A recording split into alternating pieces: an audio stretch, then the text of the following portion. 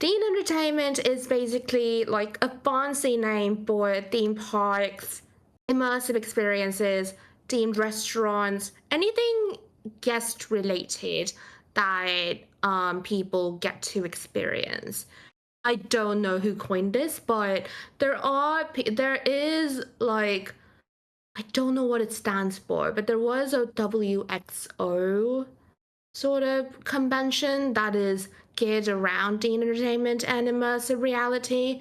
So there's a whole community in Europe and everywhere in Asia as well. So if you want to get in, you can learn about this now. And the reason I decided to talk about this today is because a lot of you guys, and I also didn't know either, but a lot of you guys don't really know that concept art and animation are really direly needed in themed entertainment.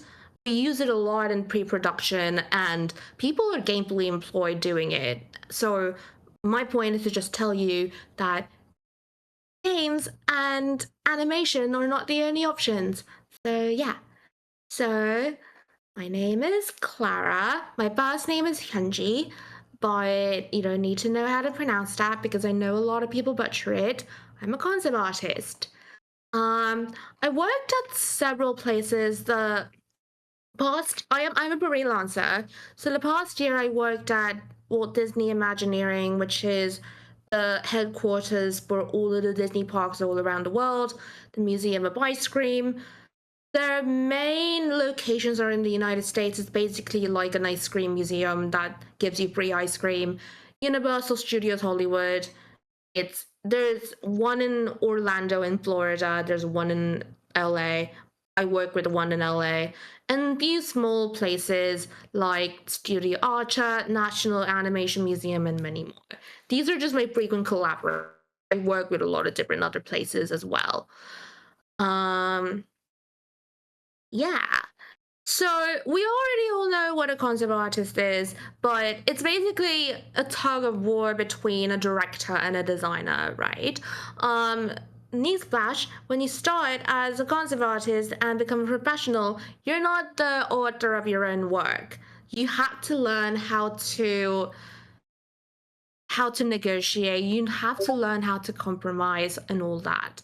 But anyhow, all the negotiation and the compromises come through visualization of ideas, through pencil sketches, 3D models, paintings, sometimes animation.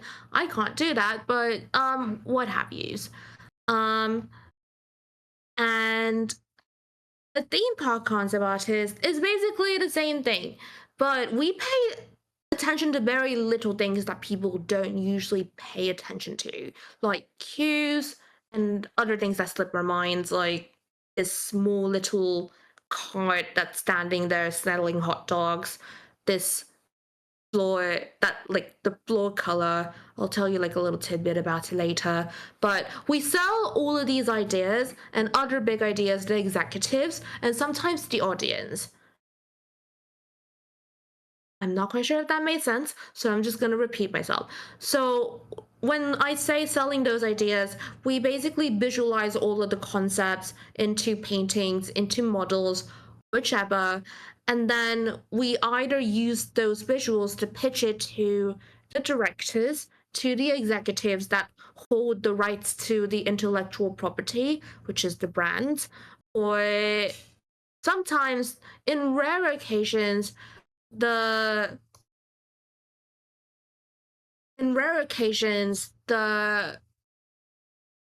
ideas or like the concept art itself gets released, so that's kind of fun. Yeah, this is not by me,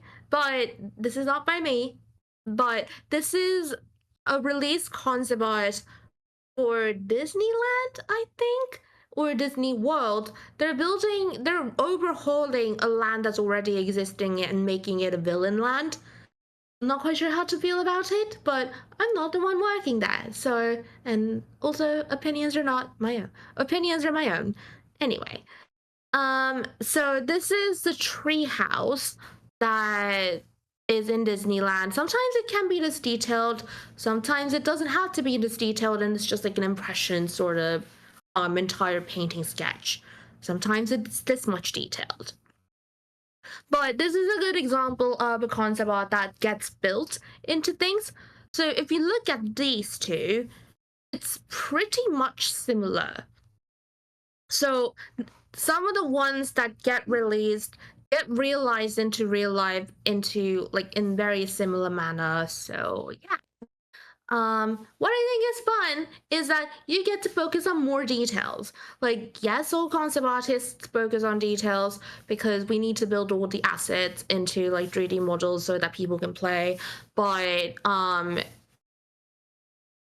there's a lot of different things that people don't realize are important. So like, for example, Disneyland has a color called go away green. So if you go to Disneyland, the floor is supposed to be go away green, or the railings are supposed to be go away green. And the reason that they're called go away green is because they fade into the foliage and supposedly are not that noticeable. And if you go there, you don't pay attention to railings or like different things or like trash cans, for instance. So those are some little like minor things that people never think that they really pay attention to. So yeah. um I went to film school and I actually am self-taught. That's why this slide is there. I never knew how to paint until I got to college. So, and I learned about theme park design in junior year of college. That's still like a decade ago now, but still. Yeah, but I got my start in Disney Imaginations competition. It's a competition hosted by Disney Imagineering, who again takes care of the entire parks, and they basically gather college students and have them pitch hot park concepts or like themed entertainment concepts, and they invite people later to do a presentation. This is, yeah, if you see there, that's me next to Mickey. But yeah, this was my project, and I'm giving you this because we go through extensive concept making to things that don't even really exist. So like our concept was about Newfoundland in Canada, which I've never been to, by the way. And we focused on a very specific region called the Labrador. And then we tied it together with the Northern Lights, that sort of thing.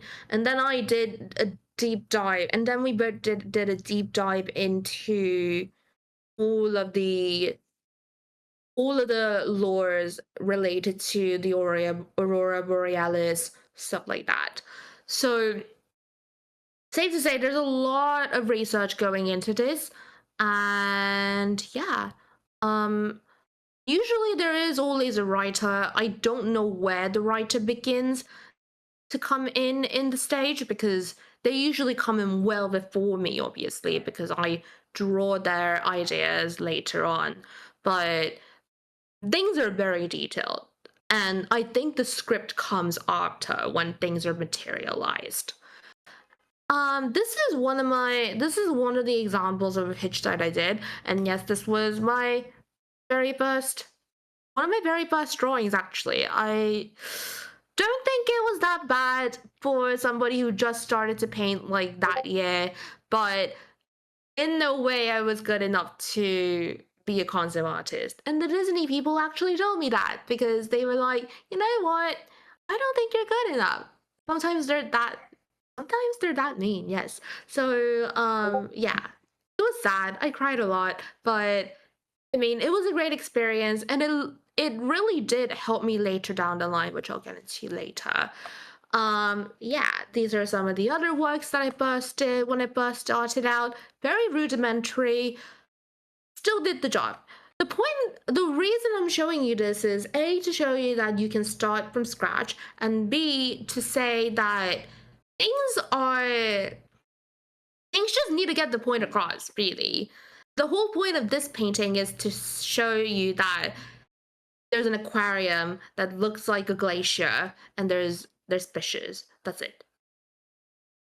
And then I went to grad school, like shortly after the Imaginations competition, which happened after I graduated. So this was in 2020. And then in year one, my skill sets just kind of did a kind of leap. I don't know how it happened. I think it was because the school was so intense. But technically, I went to design school, not a rendering slash concept art school.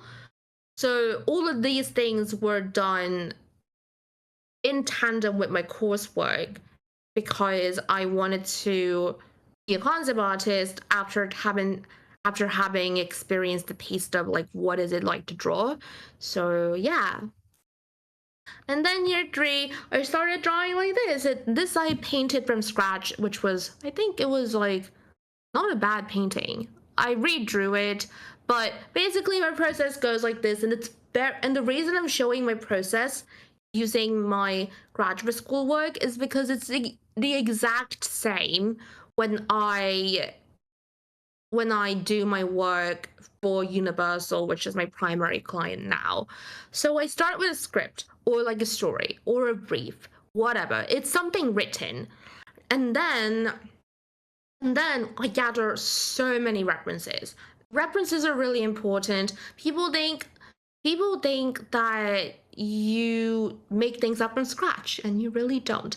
I actually spent a lot of time grieving my abilities to not be able to come up with things from scratch, but turns out I don't think it really is needed because we gather references. I remember I took reference from tiles, I took reference from columns, I took references from the arches, from the chandeliers, the chairs, everything. So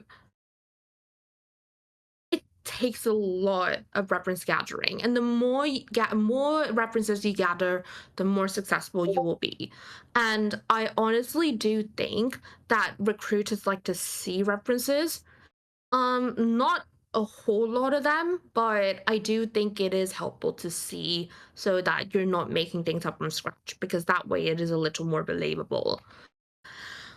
So yeah, this was still in grad school, so my sketch skills were not up to par as I would have hoped, but I still used sketching and drawing plans as a part of my process. And then I modeled it out using Maya. I've seen a lot of your work. You do so much your modeling skills are infinitely better than mine. So you can do way better than this. And then I sketch again, which is kind of redundant, but I like to do like a basic sketch where like I don't really care about perspective, and then I build it out in very basic model, and then I sketch it out, and then it becomes a painting. I obviously photo bash sometimes, but most of the times what I do is I photo bash and then I paint over the entire thing again. I do a lot of things that are sort of like pointless, but I think it helps me do my job. Anyway, rewind. This is my thesis, so it's the same thing. Sketches into painting, into more paintings. And it starts with references, whether it is a fictional reference or like a painting reference or like an actual reference. This is a location, and then I sketch it out like these, and then it becomes a painting like this. So after that, in real life, when you become a concept artist for theme parks or like games or animation or anything, you go into an endless feedback loop. People give you feedback, you respond. People give feedback, you respond. I'm really good at killing my babies, but you need to be good at killing your babies too, because people will tear your paintings apart, and it's not something that it's not a personal attack to you. It's just really how it is. Because they want the best results out of you, so they just nitpick everything. And my career began right after I got out of grad school. I went to work at Disney. Yeah. Disney has like Disney has like multiple offices. This office was next to Disneyland Resort in California. So my job was to draw the concept art for the Haunted Mansion queue. They reopened the Haunted Mansion attraction and finished construction of the queue in the beginning of this year. So the top left is the painting that I did. The top right, or just the right in general, is the painting that hung at Disneyland. And the bottom two photos on the left are the realization of what the queue is actually like. And post WDI, the reason I separated this out is because this was my career beginnings and I just got really lucky, but this single-handedly launched my career and got me so many clients. So once you get your foot in the door, and I know I got lucky because I just happened to get a big client like Disney right off the bat, but it just takes one job and you get to places, not all the places that you want to be at, but places. So yes. So post WDI is what people call it. Post Disney, I did fan fest nights at Universal. It's basically like Comic-Con or like a fan meet, sort of like themed fan meet gathering. We did Back to the Future, Star Trek, One Piece, Yoshi, and Harry Potter all together at a night, and you just go around, take photos, meet people. And then Museum of Ice Cream is opening a new location in Las Vegas. It's going to be really big. Like, it's like a resort type of big. So I also participated in that, and more that I cannot talk about just yet. Um, I really wish I could show you paintings for this because I did an exact painting of like of an angle that is like opposite of this, and it looks exactly the way I painted it, and this too. So it's kind of sad that I can't show it to you, but it's really cool to see that some of the things that you painted actually becomes real life and people take photos of it. Anyway, and this is the One Piece thing that I did. It's kind of cute. Yeah. Apparently I didn't think it was gonna be popular, but people like the One Piece part a lot. So I guess people just know their audience. I'm not the I'm a concept artist. I draw paintings and there are designers ahead like above me. So like yeah. But the theme park concept artist, the very first step is the very first step that you partake in is the fun part, and the fact that you get to design in 4D and even 5D is the allure of what a theme park concept artist can do, because concept artists are brought in way in the beginning. So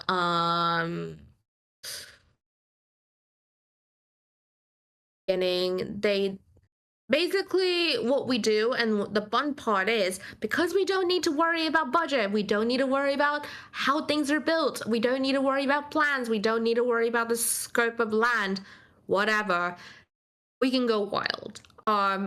Obviously not like wild as in like things just like defying gravity.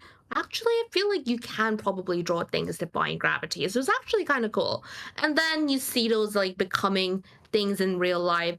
In real life, it's a little different from games in the sense that in games you still experience it and it's still immersive, but it's a little bit of a different experience when you know that people are going to be able to walk into it. So yeah, these are my inspirations. I kind of hope I want to paint like this someday, but we'll see. But that's it. This is the end.